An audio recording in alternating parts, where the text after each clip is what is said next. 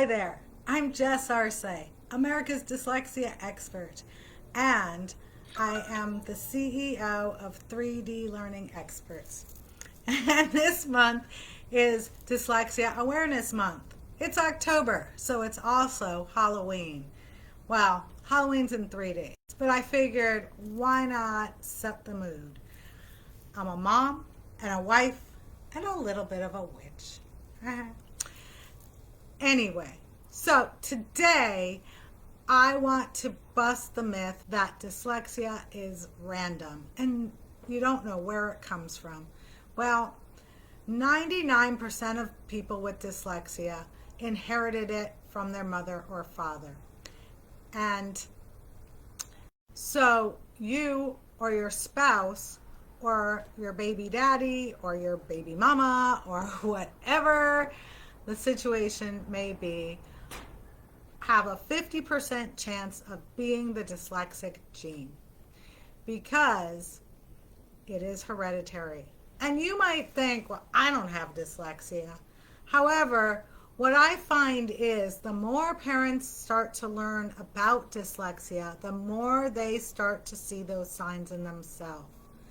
And maybe your dyslexia is mild or moderate, but you're still, one of you is the gene, unless your child is adopted.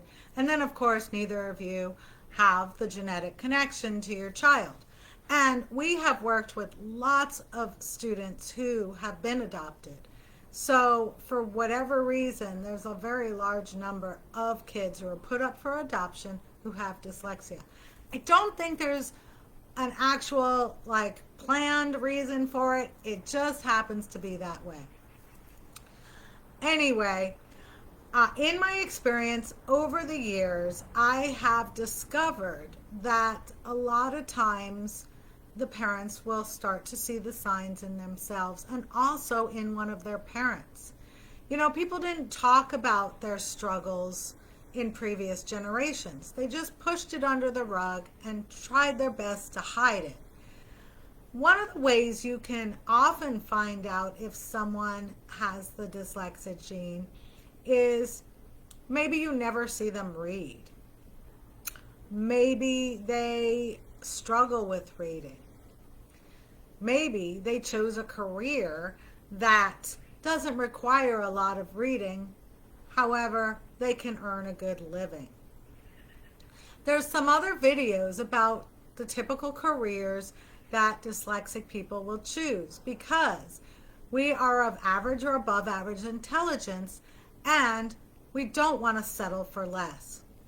You know, my second job, I was only 14 years old. It was the 1980s and I made $15 an hour selling shirts. Let me tell you, that set a precedence for me for how much I felt like I deserved to earn. I have never had a minimum wage job. And I'm sure that has a lot to do with the fact that my second job, my first real job, paid so well.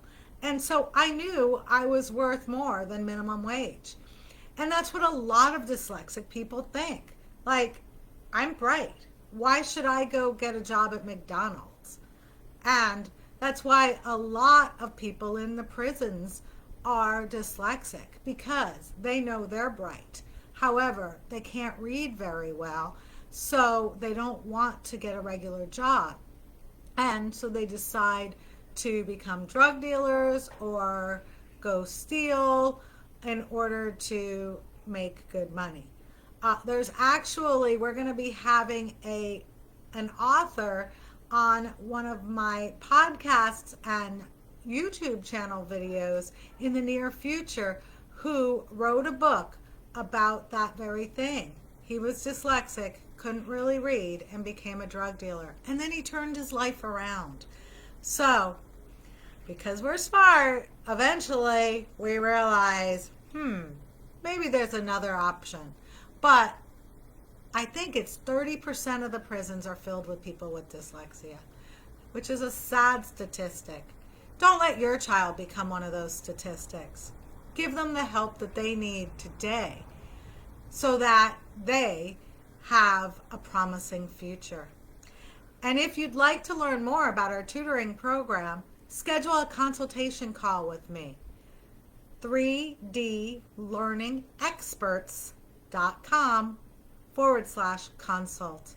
And I look forward to telling you how our program will help your child stay out of jail.